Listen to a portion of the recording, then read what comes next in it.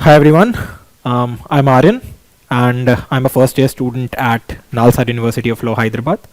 I secured an All India rank of 70 in this year's CLAT and आज मैं आपको छोटी मोटी चीज़ें बताऊंगा इस पेपर के बारे में कि इस पेपर को अटेम्प्ट कैसे करते हैं, मेरा पर्टिकुलरली इस पेपर पे क्या एक्सपीरियंस रहा था एंड मैं क्या मानता हूँ कि आपको इस पेपर के लिए कैसे प्रिपेयर करना चाहिए so as to excel this examination. So to start with अपन थोड़ा बहुत बात कर लेते हैं इस पेपर के बारे में कि भाई ये पेपर होता क्या है. So this paper is essentially known as common law admission test CLAT, जो कि 2008 से आया था. उससे पहले जो नेशनल लॉ यूनिवर्सिटीज़ थी जो भी एग्जिस्टेंस में थी वो अपने खुद के पेपर्स लेती थी और उनके मार्क्स के बेसिस पे लोगों को सेलेक्ट करती थी. But from 2008 this pattern changed and एक स्ट्रक्चर सा डेवलप हो गया था where a particular NLU used to prepare a paper और लोग उसको सॉल्व करते हैं and according to their ranks वो एक एनएलयू में पहुंचते हैं. सो बेसिकली वहाँ पे अभी करंटली जो सीट्स चल रही हैं दे आर अराउंड 2000 और अराउंड 60 to 70,000 स्टूडेंट्स जो है वो हर साल एक क्लैट देते हैं. ठीक है. सो सबसे पहले अपन क्लैट के सब्जेक्ट्स के बारे में बात कर लेते हैं which is the most important thing कि भाई क्लैट में सब्जेक्ट्स क्या क्या आते हैं. So to start with, the first subject that I will give special emphasis on is quantitative techniques. हाँ भाई, quantitative techniques कहते हैं इसको. पहले लास्ट ईयर तक इसको क्वांटिटेटिव एप्टीट्यूड कहते थे, जिसमें स्ट्रेट फॉरवर्ड कुछ 10-12 कोर टॉपिक्स थे उसमें से आता था. बट अब इन्होंने क्या किया है कि मेमोराइजेशन वाली चीज़ जो कि क्लैट कंसोर्शियम कहता है उसको कम करवाने की थोड़ी कोशिश की है एंड क्वांटिटेटिव एप्टीट्यूड जो है वो इधर से वो लोग चाहते हैं कि अब ये क्वांटिटेटिव टेक्निक्स बन जाए. Right. So quantitative techniques is the new name. इसमें वो लोग क्या करेंगे कि they will sort of give you a pie chart और a comprehension type question something like that. तो उसमें यू नो आपके सामने सारी चीज़ रहेंगी, आपको बस उसको एनालाइज करना है और उन टॉपिक्स से आपको उसको सॉल्व करना है. सबसे पहले मैं ये बता दूं इस पेपर में लास्ट ईयर तक 200 क्वेश्चंस थे. इस बार उस क्लैट कंसोर्शियम का एक नोटिफिकेशन आया था इन विच दे मेंशन्ड कि will reduce the strength, the time strength would be 2 hours for this paper and 120 से 150 क्वेश्चंस तक वो होंगे. सो आई एम नॉट श्योर कि कितने क्वेश्चंस वो लोग देने वाले हैं. पहले उन्होंने कुछ और एक सर्क्यूलर निकाला था, अब उन्होंने कुछ और सर्क्यूलर निकाला है. सो essentially we would assume that you'll get like 150 questions and you'll have to solve them in 2 hours. So उसका सबसे पहला part that I'm covering is quantitative techniques. Yeah, sorry कि मैं इसको बाद में बता रहा हूँ, but this is where we begin from. So quantitative techniques में आप लोग को जहाँ तक मेरा एक रहा था कि लास्ट ईयर तक it was quantitative aptitude. So मैंने आपको बताया कि 8 to 10 core topics पे मेरा focus रहता था and those topics include percentage, you know, profit and loss, है ना, और इसके अलावा थोड़ा बहुत time and work, time speed distance. कह रहे हैं कि अभी टाइम एंड वर्क और टाइम स्पीड डिस्टेंस वाले जो टॉपिक्स हैं ये उसको हटाने वाले हैं बिकॉज अब ये लोग ज़्यादातर एम्फेसिस पाई चार्ट्स एंड इन सब मैं इसको हटा देता हूँ या फिर maybe I just shift to the next slide if you have no problem. That is like simple interest, compound interest, sorry, simple interest and compound interest. So this is the thing that is some of the topics which I'm discussing. और बाकी जो आपको एक पूरी topics की list है वो आपको मिल जाएगी और मे बी वीडियो के डिस्क्रिप्शन में हम लोग डाल देंगे. So this is an essential part of mathematics जो आपको कवर करना पड़ेगा इस बार. तो फिर भी आप लोग थोड़ा सा कवर कर लीजिएगा पाई चार्ट्स को, डायग्राम वाले क्वेश्चंस कैसे सॉल्व करते हैं और कॉम्प्रिहेंशन बेस्ड जो एक मैथ के क्वेश्चंस आते हैं in types of logical reasoning, उसको किस टाइप से आप लोग सॉल्व करते हैं. So this should be your focus to prepare for this examination in this particular subject, that is quantitative techniques. And what sort of paper would actually come in quantitative techniques, that is a different topic to discuss about. ठीक है. इसके बाद the second topic that I want to discuss is legal reasoning.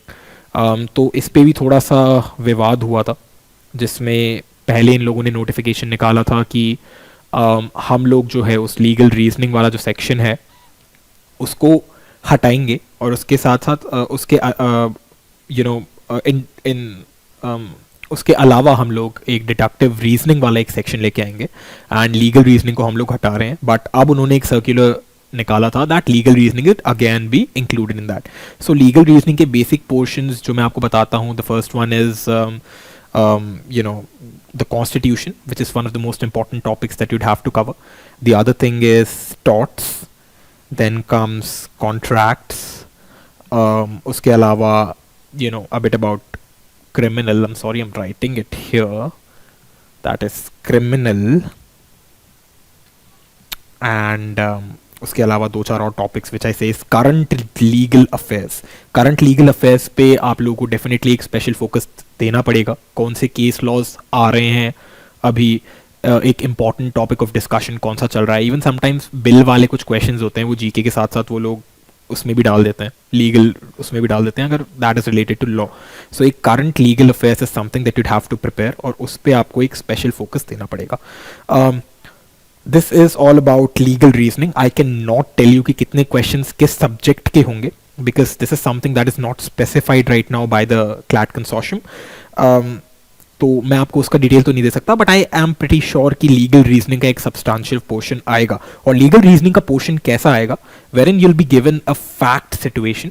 आपको एक situation ऐसी दी होगी जिसमें आपको एक स्टोरी के टाइप में एक पैराग्राफ मिल जाएगा कि एक पर्टिकुलर क्वेश्चन में ऐसा हुआ, उसके बाद लोगों ने ये किया. फॉर एग्जांपल किसी ने किसी का मर्डर कर दिया और एक पर्टिकुलर स्टोरी बना दी कि इस एक अगर आप जज होते तो उस पर्टिकुलर क्वेश्चन में आपका क्या जजमेंट रहता. सो this is something that is exclusive of this CLAT examination which is legal aptitude. कि लीगल आप में थिंकिंग, आप में लीगल रीजनिंग कितनी है, आप एक किसी लीगल सिचुएशन को किस अकॉर्डिंग रीजन कर सकते हैं, ये उनका एक बेसिक फंडा है कि उनको ये सब टेस्ट करना है.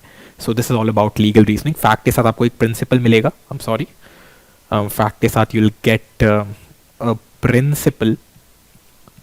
प्रिंसिपल में आपको मिलेगा कि ये जो क्वेश्चन है ये किस से रिलेटेड है, because they are not expecting कि आपको पूरा एक लॉ आएगा. Actually it is a law entrance examination. So ये आपको प्रिंसिपल देते हैं कि मर्डर क्या होता है, for example tort of defamation, मानहानि क्या होती है, and all the other things. कि आपको उस एक पर्टिकुलर प्रिंसिपल वाला सिचुएशन को उस फैक्ट में अप्लाई करके एक आंसर देना है. So then you'll approach and then you'll come to this answer वाला thing.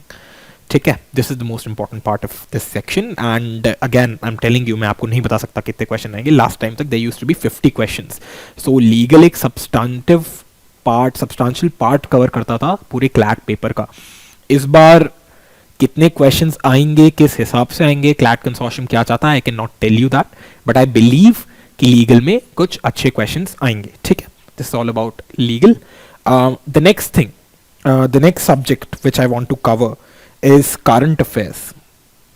And this is not just an examination for like CLAT, but if you're also targeting a lot of other examinations, which I'll talk about later, like ALIT, which is NLU Delhi ka examination, SLAT, which is for Symbiosis Pune, MHCET, which is for the government colleges in Maharashtra, related to Maharashtra board, and also MU, beg your pardon, and also कुछ और भी other examinations होते हैं special universities के, अपने खुद के एक एग्जामिनेशंस होते हैं. So this is something that you could cover. और उसमें भी करंट अफेयर्स का पोर्शन एक सब्सटेंशियल होता है. दे वांट टू नो कि आप इस सोसाइटी में, because law is a sort of a profession जिसमें आपको नॉलेज बहुत होना चाहिए about what sort of things are going on in the society.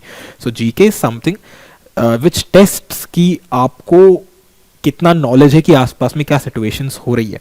Now GK के definitely there are two portions which one needs to cover. One is current GK. I'm sorry, let's just remove it. I'll just write CA for current affairs. तो उसमें सबसे पहले होगा current. The second thing would be static. Now static पे भी थोड़ा सा controversy है because earlier notification में उन लोगों ने कहा था कि static will not be included, but now they're saying that static should be included, and I must tell you that you should have a good command over static GK, because this would eventually prove to be a make or break section for you कि static के कितने portion आते हैं. Like in CLAT 2018 there were like 21 questions जो कि सिर्फ static GK पे आए थे out of 50. Let me tell you, current affairs का till last year they used to be 50 questions. इस बार कितने होंगे again I can not tell you that, but there should be a substantial portion that would cover current affairs. Okay, and last time जब मैंने quantitative की बात की थी, so last year they used to be 20 questions in CLAT, but इस साल I believe 10 to 15 questions का एक पोर्शन आना चाहिए, because not this is not a substantial thing, but you'll have to prepare, because बहुत लोगों को मैथ का फोबिया होता है और उसकी वजह से वो लोग मैथ को अटेम्प्ट ही नहीं करते. तो अगर आपका मैथ में थोड़ा इंटरेस्ट है या फिर अगर आपको पेपर में एज चाहिए, सो मैथ और quantitative technique is what they say would be an important portion जो आपको कवर करना पड़ेगा. ठीक है, coming to the next section, I will cover the sort of books and materials that I used after I will cover these sections. So you know, the next topic that I want to cover is, जो इस बार आ रहा है वो होगा अपने पास English.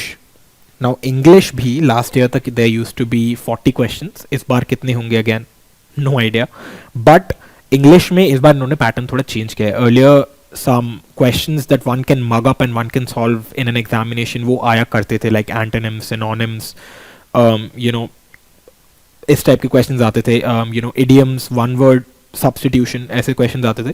लेकिन इस बार से उन्होंने क्या किया है, उन्होंने अपने नोटिफिकेशन में मेंशन किया है स्पेसिफिकली कि हम लोग कॉम्प्रिहेंशन एबिलिटी टेस्ट करना चाहते हैं, राइट. सो आप ये एक्सपेक्ट कर सकते हैं कि क्वेश्चंस थोड़े बड़े फॉर्मेट में आएंगे, like you can get comprehension passage जिसमें आपको बताना पड़ेगा like an inference based passage और फैक्ट बेस्ड पैसेज की. या तो सीधा आपको मिल जाएगा कि फैक्ट से आपको आंसर्स मिल जाएंगे, और there can be another situation जिसमें आपको अच्छी तरीके से रीड करके उसका एक सेंट्रल आर्ग्यूमेंट निकाल के इन्फ्रेंसेस के बेसिस पे या फिर कुछ सॉर्ट ऑफ कंक्लूजन्स के बेसिस पे आपको आपके क्वेश्चन सॉल्व करने हैं. The other important aspect, so okay, I will just right one thing, I will write comprehension, right. And the second thing that I'll write is grammar. Grammar is something that is very important for any person, और ये चीज़ तो आप school से भी करते हैं grammar. तो grammar पे आपकी एक कमांड होना चाहिए. Earlier they used to be like sentence question कि आपको एक ग्रामेटिकल वर्ड या फिर कुछ ऐसी चीज़ को यू नो फिल करना है एक सेंटेंस में, that is essentially fill in the blanks. लेकिन इस बार मैं ये एक्सपेक्ट कर रहा हूँ कि उसमें भी कॉम्प्रिहेंशन बेस्ड क्वेश्चंस आ सकते हैं. This is the important thing. उसके अलावा पैरा जम्बल्स, जिसमें आपको एक पैराग्राफ दिया जाएगा, उस पैराग्राफ्स को आपको एक कोहेरेंट वे में अरेंज करके आपको उसको यू नो सेट करना पड़ेगा. That is something that is very important for a paper like CLAT. And there are some other things as well. I mean, like earlier there used to be those spellings and things, वो तो अब हट चुकी है.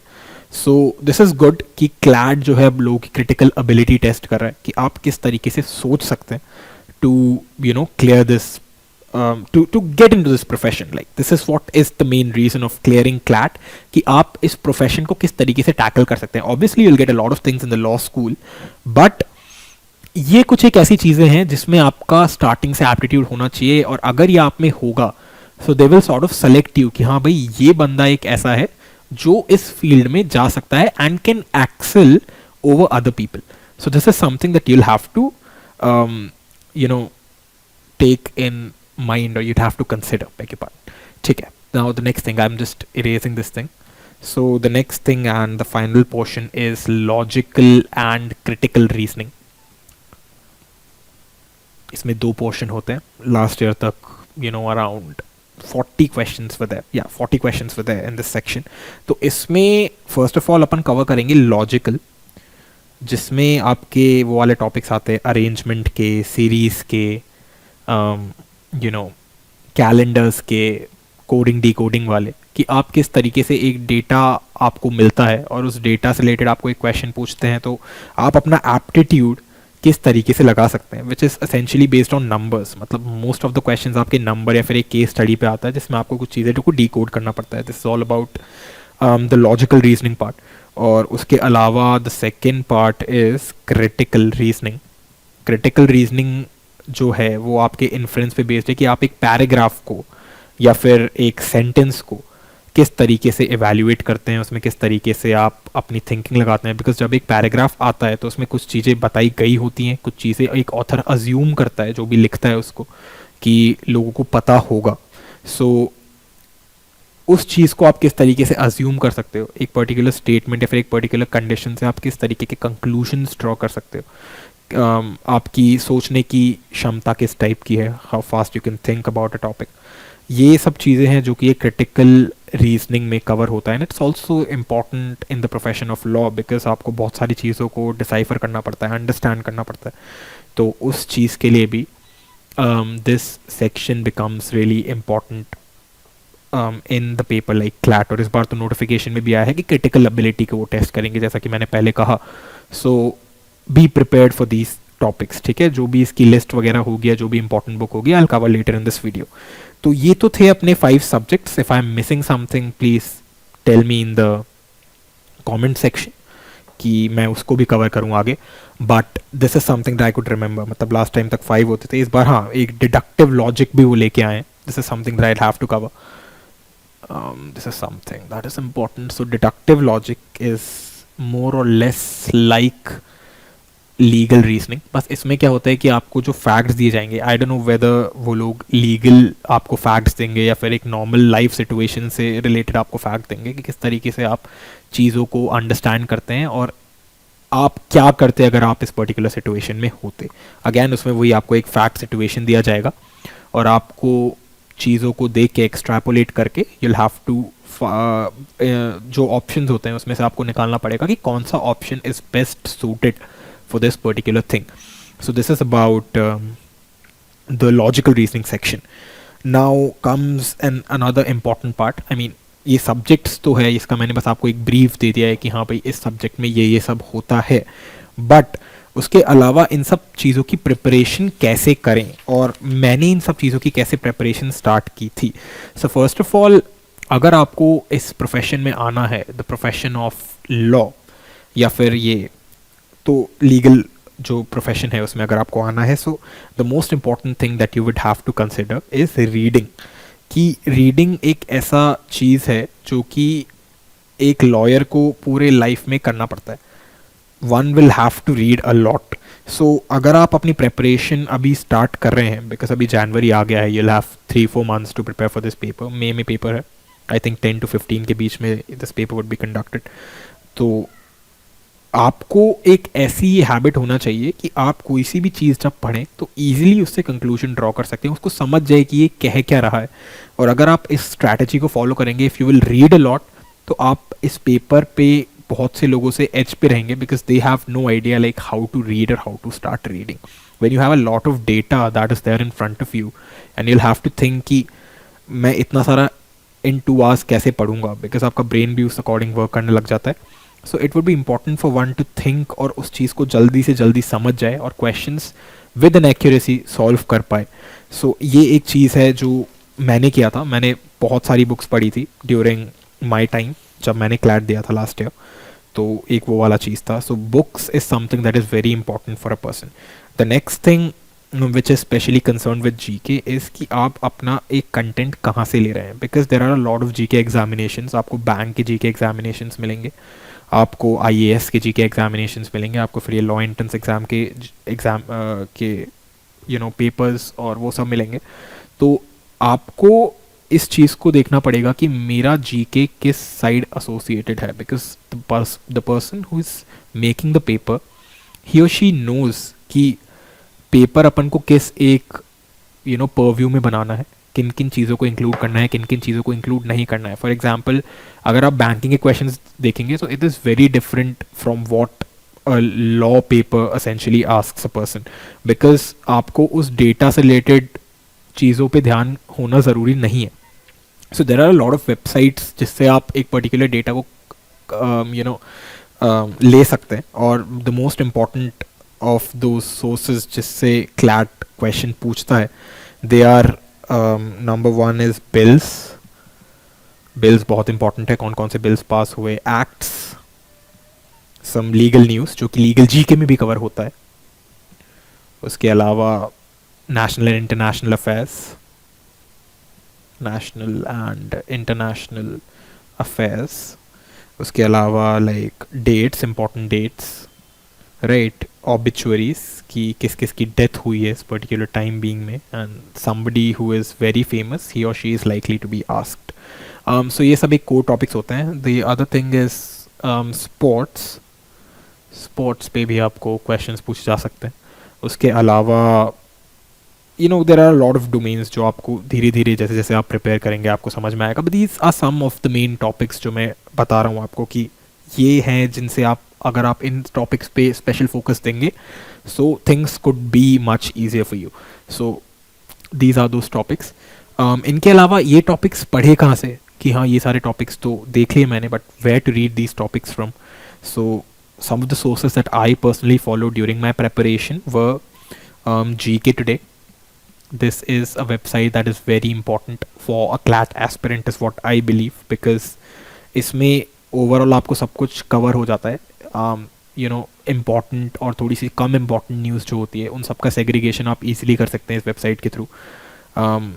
Apart from that I use to prepare from Insight IAS as well, which is essentially an IAS based website. That is Insight. I'm sorry, I'm not used to this. So Insights IAS is something जिसको आप focus कर सकते हो, जिसमें थोड़ा और detail में things मिलेंगी when you completed with your GK today और ऑल दो स्टफ जो मैं आपको बता रहा हूँ. The third thing is affairs cloud, जिससे मैंने नोट्स बनाए थे फॉर जीके. सो ये 2 और 3 वेबसाइट है. These are the most important websites अगर आपको जीके अपना स्ट्रॉन्ग करना है within the frame of like 6 or 7 months, तो सॉरी आप उस चीज़ को कवर कर सकते हैं. Apart from that, a lot of coaching institutes are also running. This is the thing that I'll have to focus on as well, because I mean coachings are not that important for a person, but something that coaching does is कि ये आप में एक flow बैठा देती है.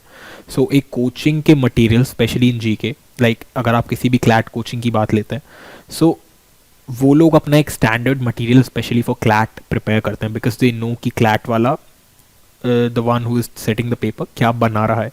So this is something that you can read as well, कि अगर आपको सिर्फ एक CLAT specific material चाहिए और आप कोई और एग्जाम टारगेट नहीं कर रहे हैं या फिर अपना जीके का स्कोप बहुत कम रखना चाहते हैं, so this is something that you can do, but do not solely dependent on these things. मतलब इसके अलावा जो GK today affairs cloud website है, you should also prepare for from these sources as well. और notes जो है, the one thing that is important for me to mention is preparation of notes. देखिए अपनी मेमोरी है, ये एक limited memory है, बहुत ज़्यादा टाइम तक कुछ स्टोर नहीं कर पाएगी. And GK is a thing कि हर दिन कुछ नई चीज़ें होती रहती हैं.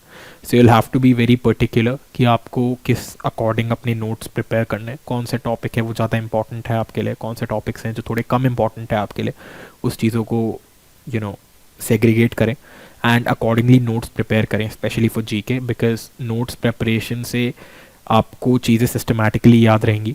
आप फ्लैग्स लगा सकते हैं, स्टिकी नोट्स लगा सकते हैं if you want to write something really important, या फिर एक पर्टिकुलर न्यूज़ में आगे जाके क्या डेवलपमेंट हुआ, ये भी एक चीज़ है जिससे आप बहुत कुछ रिमेंबर कर सकते हैं during the course of those notes preparation. So this is something that you'll have to do. Now coming to static GK, कि static GK कहाँ से पढ़ी? The sole source for me to study static GK was Lucent. Lucent में almost सब कुछ आपका cover हो जाता है static में, which is related to history, geography, polity, economics, etc. उसके अलावा वही कुछ important dates, festivals in India, culture, United Nations organization is something that you can do as well.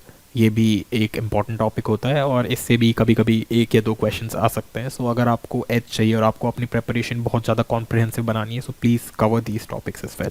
और again I am telling you कि static का इस बार कुछ sure नहीं है कि किस टाइप के स्टैटिक के क्वेश्चंस वो लेके आएंगे, बिकॉज अर्लियर उन्होंने कहा था कि स्टैटिक नहीं ला रहे हैं, but then again static introduce हो गई. So I don't know what is going on there, but still अगर आपको एज चाहिए सबसे, so you should study static and this is something that is not difficult. आप इजीली पढ़ सकते हैं and a lot of books are available, but for me the book that I prepared was Lucent. Okay, this is about GK. Now coming to logical reasoning section. Logical reasoning. So what I used to do in logical reasoning was that I used to refer to some coaching books जिसमें बहुत अच्छे material होते थे. Apart from that, the books which are CAT bound. CAT is common admission test, जो कि आई AIIMS के लिए एक प्रेपरेशन, आई एम्स के लिए एक पेपर होता है. सो उसकी जो इम्पोर्टेंट बुक्स थी, these were some of the books that I use to cover. Like I think it was Arun Sharma which I use to do. उसमें हाई लेवल और लो लेवल दोनों के क्वेश्चंस थे, और उससे आपका नॉट जस्ट लॉजिकल रीजनिंग वाला part but also critical reasoning वाला पार्ट दोनों कवर हो जाता है. So this is something that you'll have to do. I mean, this was must for me, especially the level 1, because CLAT is like level 1. इसमें 2 या 3 levels होते हैं. So अगर आप first level कर लेंगे अच्छी तरीके से, so CLAT का logical and critical section is more or less set. Apart from that, you can also do some GMAT sources अगर आपका special focus critical reasoning पे है, और some SAT materials because उसमें English बहुत अच्छे level का आता है, critical reasoning आता है, and also LSAT. This is again another law paper which I'll discuss in in later half of this video. So these are something that you can do. Apart from that, ये किस type का paper बना रहे हैं, उसके लिए आप past year के पेपर्स को डेफिनेटली स्टडी करें. इससे आपको पता चलेगा कि एक पैटर्न आपको स्टैंडर्ड कैसा फॉलो करना है, जिसके थ्रू एक आइडिया हो जाएगा कि किस अकॉर्डिंग आपकी स्ट्रैटेजी बिल्टअप होनी चाहिए. So this is the another thing. उसके अलावा डिडक्टिव लॉजिक के लिए आई अगेन वुड से कि आप कैट के सोर्सेज को फॉलो कीजिए, बिकॉज कैट के सोर्सेज में आप को डिडक्टिव लॉजिक के भी क्वेश्चंस मिलेंगे, जिसमें वो सिचुएशंस देते हैं जिस पे दे विल आस्क यू कि what should be a solution. So CAT sources again are the one. I don't have much knowledge about it because हमारे टाइम पे नहीं था, but this is something that you can do. Quant के लिए I'll again suggest you to go to R.S. Agarwal. This is one of the best books for quantitative aptitude. This is something that I did throughout my preparation. I was very thorough with this book. And maths मुझे अच्छा भी लगता था, so मेरे को maths के लिए इतना time देना नहीं पड़ता था. But still a book which I would suggest to you is R.S. Agarwal, because ये एक ऐसा बुक है जो आपका पूरा बेसिक्स कवर कर देगा. Apart from that, online sources से इस बार के लिए आप पाई चार्ट्स के जो क्वेश्चंस होते हैं, ग्राफ्स के जो क्वेश्चंस होते हैं, इसको भी आप देख सकते हैं. I mean type online questions relating to pie chart या फिर question relating to graph and all those things. तो थोड़ा कॉम्प्रिहेंशन बेस्ड मैथ जो है वो आप कीजिए. So this is the book that I would suggest for that. Legal के लिए something that I would suggest to you is again some coaching materials, जिन्होंने कॉम्प्रिहेंसिव स्टडी करके अपना एक बेस बनाया हुआ होता है. Like you can purchase their materials और you can also study from other books. Like एक यूनिवर्सल की बुक आती है जिसमें वो आता है, आप अपने फ्रेंड से भी मांग सकते हैं कोचिंग की books if you want to. उसके अलावा there is something this known as AP Bhardwaj for CLAT. इसमें भी बहुत कॉम्प्रिहेंसिव वे में क्वेश्चंस दिए होते हैं, but be a bit careful because कुछ क्वेश्चंस के आंसर जो होते हैं वो थोड़े से लेम होते हैं. प्रिंसिपल डायरेक्टली अप्लाई कर रखा होता है. कभी कभी कोई ऑथर कुछ और सोचता है कि the answer of this legal situation should be this, और जो पेपर सेटर है he would set the same type of question, but उसको लगेगा कि इसमें जजमेंट कुछ और होना चाहिए, सो वो ऑटोमेटिकली मोल्ड कर सकते हैं. So be careful of the answers. This will help you to apply your mind to come to a solution and just come to the best solution, the thing that you can do. So this is something for the legal. तो books तो I believe यही थी because मैंने इन सारी book से ही prepare किया था. Now a lot of queries that I'm also getting is about कैसे टाइम अपना डिवोट करें. मतलब स्कूल में कब से इस पेपर के लिए स्टार्ट करें, ड्रॉप ईयर इस पेपर के लिए लेना चाहिए क्या, कितना टाइम नेसेसरी होता है. सो देखें, it is not necessary for one कि वो कितना टाइम दे सकता है इस पेपर के लिए, और it's not it's a subjective matter. मतलब कुछ लोगों के लिए वो कुछ और हो सकता है, like 2 or 3 hours per day की अगर वो स्टडी भी देते हैं with the school, so they can easily crack this paper because not a very tough paper. और कुछ लोगों के लिए even they have to take a drop, उनको 1 साल देना पड़ता है because they are not prepared for an environment जिसमें एक लॉ स्कूल उनको लेकर जाएगा. या फिर पीपल का कुछ और भी परसेप्शन हो सकता है कि मुझे टॉप कॉलेजेस चाहिए, so I have to study in this matter. So ये वाली चीज़ें हैं that you will have to consider as well. So मेरा क्या रहता था that I was a dropper to be honest. मेरा क्लैट का सेकेंड अटैम्प्ट था. फर्स्ट अटैम्प्ट में I got some like not the top NLUs which I was wishing, so I again took the paper and then I got Nalsar. So मेरा अपने drop year के time पे ऐसा रहता था, this is for the droppers जो drop कर रहे हैं इस पेपर के लिए, कि you can give like 6 to 7 hours a day for this paper in the usual hours, जिसमें it's not just reading these 5 subjects, because अब जब तक ये 5 subjects पढ़ते रहेंगे सो आप लोग क्या फ्रस्ट्रेट होना स्टार्ट कर देंगे, बिकॉज लाइफ में और कुछ होता हुआ दिखेगा नहीं, एंड ऊपर से थोड़ा सोसाइटी का भी प्रेशर रहता है, सो उसको भी आपको थोड़ा बहुत काउंटर करना पड़ता है, बिकॉज पीपल थिंक कि drop is not a good option, but you should have an intuition in mind कि मैं अगर एक ड्रॉप ईयर लूँगा so I can do good, और आपको कॉन्फिडेंस होना चाहिए. If you are not confidence, I do not recommend you to go for a drop. तो उसके अकॉर्डिंग अगर आप 6 to 7 hours प्रिपरेशन करते हैं, coming over to the point, so इसमें you can do these 5 subjects. Apart from them read some good books, maybe fiction, maybe non fiction, मतलब कुछ novels हो गई, और किसी किसी की if you want like a person, एक famous person, so you can read their autobiographies as well, or you can also like listen to some random things on internet, some informative things, search on internet, because internet is a major portion in today's life, और अगर आप उसको एक ढंग से use करेंगे so it can give you a very good result. So this is something that is important for you. So ये 6 to 7 hours हो सकते हैं जब पेपर क्लोज आ रहा हो. I mean आपको अपना काम मेंटेन करके रखना पड़ेगा, बिकॉज अगर आप एक ड्रॉप ले रहे हैं सो 1 year would be something that would require a lot of patience from you. So आप थोड़ा चिल रहिएगा. I mean 5, 6, 7 hours a day would be enough, जितनी आपकी कन्वीनियंस है, और उसके अलावा just stay calm. And जब पेपर पास आ जाए in the last 3 or 4 months, then start to give 8 to 10 hours a day if you can give it, right? So this is something that is important, because इससे again एक बहुत अच्छा flow आ जाएगा. Apart from that, you can give mock tests. This is something that needs to be discussed by every person जो भी इस paper के लिए प्रिपेयर कर रहे हैं, और आपने अगर किसी और के भी इंटरव्यूज सुने होंगे, so they will also tell you कि mock test is something that was very important. इस पेपर के लिए मॉक टेस्ट बहुत इंपॉर्टेंट है.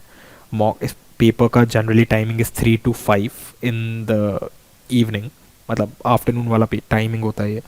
सो उस टाइम पे आपको मॉक्स देने हैं. आई मीन जो आप टाइम अपना कंज्यूम करेंगे उसका एक सब्सटेंशियल पोर्शन मॉक्स का होना चाहिए. This is a must. So like 3 to 5 में बैठ के you can give a lot of mocks, you can give some coaching mocks, कुछ ऑनलाइन सोर्सेज से आपको पास्ट ईयर के पेपर्स मिल जाएंगे. Just make those things like in a mock format, and अपने खुद के एंड पे आप क्वेश्चंस प्रिपेयर कर सकते हैं, अपने फ्रेंड से प्रिपेयर करवा सकते हैं, and then try and give those mocks, question compile कर करके. बिकॉज मॉक से आपको बेनिफिट्स ये सब होंगे कि आपको एक तो ये पता चल जाएगा कि मैं इंडिया में स्टैंड कहाँ कर रहा हूँ, because a lot of people would be giving those मॉक्स. दूसरी चीज़ है आपको ये पता चल जाएगा कि इन 2 hours में मेरा एक्यूरेसी और मेरी एफिशिएंसी कितनी रहती है. क्या मैं कोई एक ऐसा सब्जेक्ट है जिसमें अच्छा नहीं परफॉर्म कर पा रहा हूँ, मैं बहुत ज़्यादा गलत आंसर्स दे रहा हूँ, मैं फ्लूक्स लगा रहा हूँ, और आपको ये भी पता चल जाएगा कि मेरा कौन सा सब्जेक्ट वीक है, कौन सा सब्जेक्ट स्ट्रॉन्ग है. So this is something that is really important for you. एक मॉक पे आप ढंग से टाइम स्पेंड कीजिएगा. And it's not just about spending time on मॉक्स, it's also important for you to analyze those mocks. Analysis of mocks is the key. I'm telling you again and again, and I'll tell you afterwards as well कि आप analyze कीजिए mocks को, because अगर आप mocks को analyze और ढंग से करेंगे so आप उस पर improve कर सकते हैं. अगर आप सिर्फ एक mock देंगे तो आपको कोई particular benefit नहीं होगा. It would just be like giving 2 hours and just solving the questions. आप कहाँ पे वीक हैं ये चीज़ आपको तभी पता चल सकती है जब आप एक इफेक्टिव एनालिसिस करते हैं. लाइक मैं जब एक मॉक देता था, so after giving a 2 hour mock I use to take like 45 minute 1 hour break, use to listen to music, friends वगैरह से मिल लिया, इधर उधर कहीं पे चल गया, and after that I use to come to home and use to analyse the paper which usually takes around 3.5 hours, जिसमें आपको एक बहुत अच्छा एक पैटर्न मिल जाता है कि मुझे इस तरीके से आगे प्रिपेयर करना है, so that I can excel this paper again. I mean the next paper that would be coming, I could excel that. So this is something that is very important about analysis of a mock. उसके अलावा आपको जो mocks देने हैं वो the priority of the mocks that the mock should be offline because clad जो है वो एक ऑफलाइन पेपर है. एलेट जो है, जो कि एक NLU दिल्ली के लिए पेपर होता है, दैट इज़ ऑल्सो ऑफलाइन. और उसके अलावा but also these are the two major papers that are offline. उसके अलावा कुछ ऑनलाइन पेपर्स होते हैं लाइक MHCET जो महाराष्ट्र के गवर्नमेंट कॉलेजेस के लिए होता है, एंड सिम्बॉयसिस के लिए जो पेपर होता है स्लैट, उसके लिए भी आपको ऑनलाइन की का एक बेसिक फॉर्मेट पता होना चाहिए, that how an online paper works. So this is something that you have to do.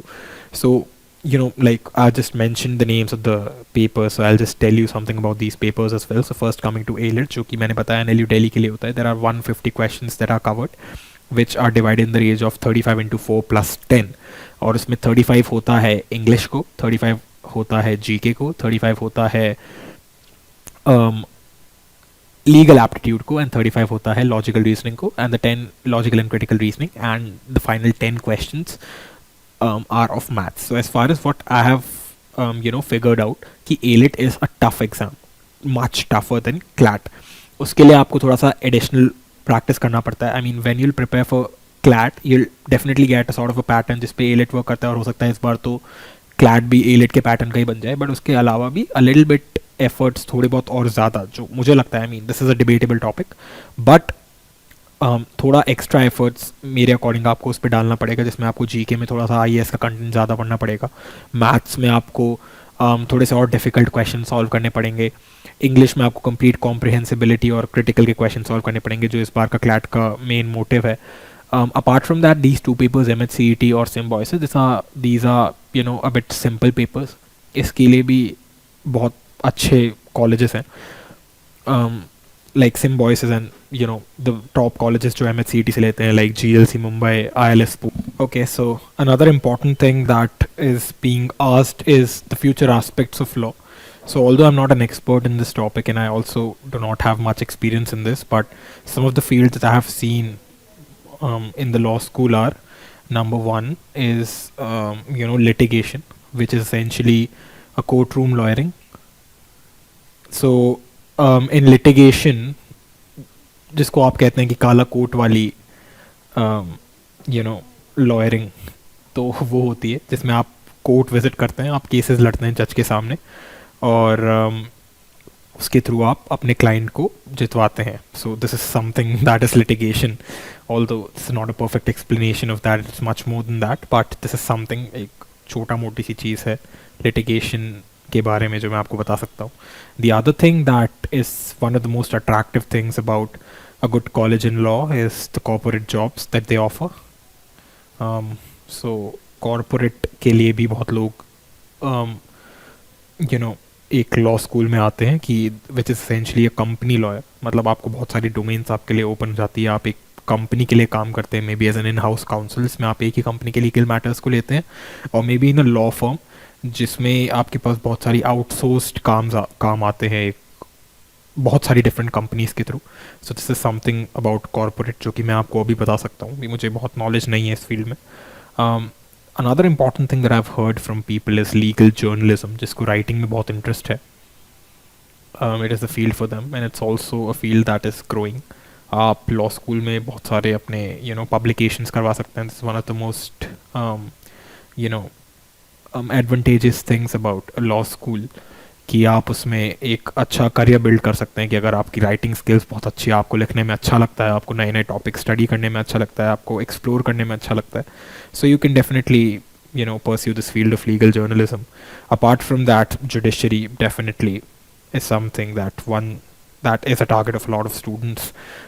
जो कि एक जज की पोस्ट होती है अभी, स्टेट वाइज जुडिशरी के एग्जामिनेशंस होते हैं, बट अभी ये भी ऑन द लाइन है कि whether Indian judicial system, which maybe would be developed on the lines of the UPSC examination, जिसमें पूरे इंडिया का examination साथ में होता है, and then the courts are allotted accordingly. So the judiciary is a sort of an examination that one could give as well. So these are some of the fields. Of course, if you have something else, like your interest is in technology law, your interest is in sports law, your interest is in media and entertainment law, this is something that is upon you to pursue, और आप उसको higher pursue करने के लिए you can go for LLM, जिसमें आप एक specific topic से रिलेटेड हायर स्टडीज़ करते हैं, जैसे मास्टर इन लॉ। और उसके बाद अगर आपको टीचिंग में इंटरेस्ट है या academics में इंटरेस्ट है and you want to get a doctorate, you can also do PhD from may be an I'm sorry, from maybe a good Indian university, or also a very good foreign university. There are a lot of foreign universities that are there. People apply for that, और उसमें जाने के लिए scholarships भी बहुत lucrative होती हैं. So this is something that you can go about. So this is all about the things that one can do in law school as far as what I know. Thank you.